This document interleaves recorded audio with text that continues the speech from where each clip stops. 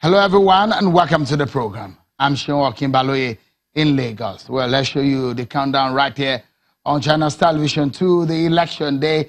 The day is getting closer by the moment, and today it is exactly 5 days to the 2019 general elections, and we're keeping tabs on the news and information coming from every part of the country just for you. And tomorrow, Channels Television will open the election studio with our election program for the coverage, The Verdict. So join us at 7 p.m. every evening until Friday, when we'll be coming to you every hour of the day till when the results are announced.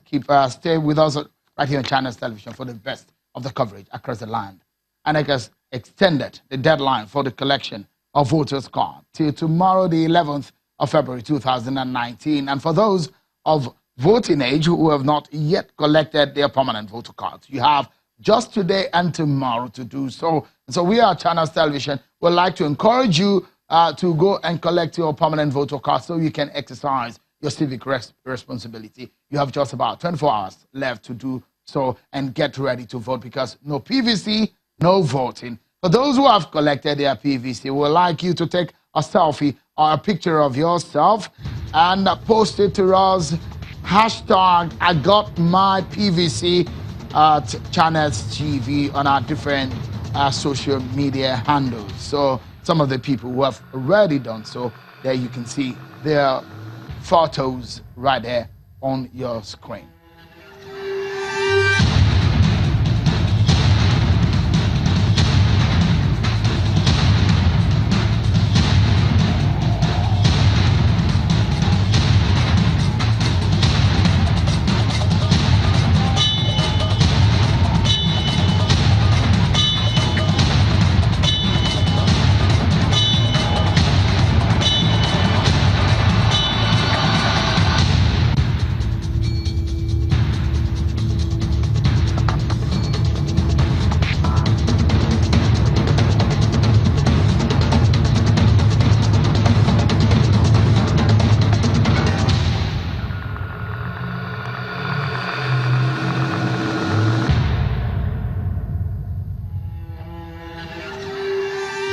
Well then, let's begin tonight's conversation. The past few days have been a series of endorsements across the land, from one political party to the other, and reactions have trailed those adoption of candidates of choice to these groups and individuals, and in fact, political parties that have endorsed other parties' candidates. Tonight, we look at the implications of those decisions and moves within the political scene and the effect of the choice of some Nigerians who have done so. Chief Edwin Clark is one of the several elder statesmen or Nigerians who have come out within their groups, including Pandev, Afenifere, Ohaneze Ndigbo, Northern Elders Forum, the Middle Belt Forum, and others who had endorsed the candidate of the PDP, Atiku Abubakar. Chief Edwin Clark, elder statesman and the leader of the Pandev, he joins us now from his home in Abuja. Thank you so much. It's good to see you, Chief Clark, and welcome to the program tonight. I'm very certain that you have heard... Thank you very much. Absolutely. Thank you very much. Yeah, I'm very certain that you've heard... I'm happy to be invited. Yeah, great. So I'm very certain that you've heard so much of reactions to your endorsement of Atiku Abubakar. Some of the reactions that you have also given is that you did not collect any money to endorse him. But the reason for your endorsement, because some individuals belonging to some of the groups that have endorsed Atiku Abubakar said they are not part of it. What were the reasons for your endorsement? Thank you very much. I'm indeed very pleased to be invited to your program. In the first place, let me say this. Within the next 4 months, I'll be 92. And I think I'm at a stage where I should speak my mind on issues affecting the progress of this country. When we talk about adopting a candidate, We did not just come overnight to say that this is the candidate we want. This talking about restructuring has been on for years, even before the 2015 election. So, we have various groups. In southern Nigeria, we have the Afeniferes of the Southwest. We have this Ohanese of Southeast, the Middle Belt, and the Niger Delta Forum, Pandex. We've been talking about where do we go, where are the minorities, particularly those of us from the Middle Belt and the Niger Delta. We are the minorities. We have been neglected. We have become second-class citizens in our own country. A situation whereby my children will ask me, are you equal to other Nigerian leaders? I don't have an answer. We in the Niger Delta produce the resources that feed this country. But we are not participants. We are neglected. We are dehumanized. We are marginalized. Instead of moving forward, we are moving backward. And we see a few people from other parts of this country coming to own and maintain our own resources. And we are completely excluded.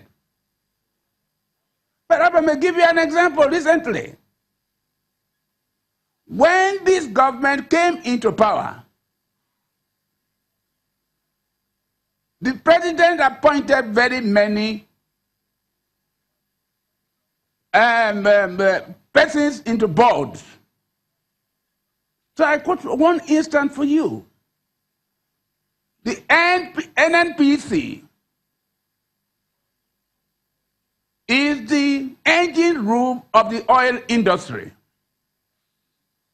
And could you imagine where a situation whereby 9 directors were appointed into NNPC board? 6 of these members are from the north, including the chief of staff. And on what basis? They don't produce oil. The Southwest had only 1 member. They produce about 5% of oil. The Niger Delta, we produce about 90%, and we had only 1 member. Only 1 member. The Southeast, which even produce about 5%, they have no member. Is that just? Is that fair? So we begin to feel that we are being marginalized every day. So we felt our salvation is in restructuring of this country. And that's what we have done. We have gone around all the Niger Delta, and we have held series of meetings with our governors, with our traditional rulers, and we all agree that our salvation lies in the reconstruction of Nigeria. So, to cut a long story short, when several presidential aspirants wanted to contest, they consulted us. We invited them, 17 of them, to my residence, starting with Atiku, then the president of the Senate, Saraki, Bukola Saraki, and many others, about 17 of them, even Kwankwaso. They all came to my house, and each of them had About 2 hours interview with us. Even Donald Duke. So at the end, we told them, we will only support a candidate that believes in restructuring. And they all agreed. Now, when the issue of this restructuring of Nigeria started, the northern elders, traditional rulers, appointed a committee under the chairmanship of Tambuwal, the Right Honorable Tambuwal, the governor of Sokoto State. And they went round. Similarly, APC, the ruling party, also set up a committee under the chairmanship of El-Rufai, governor of Kaduna State. And what happened? They went around the whole country.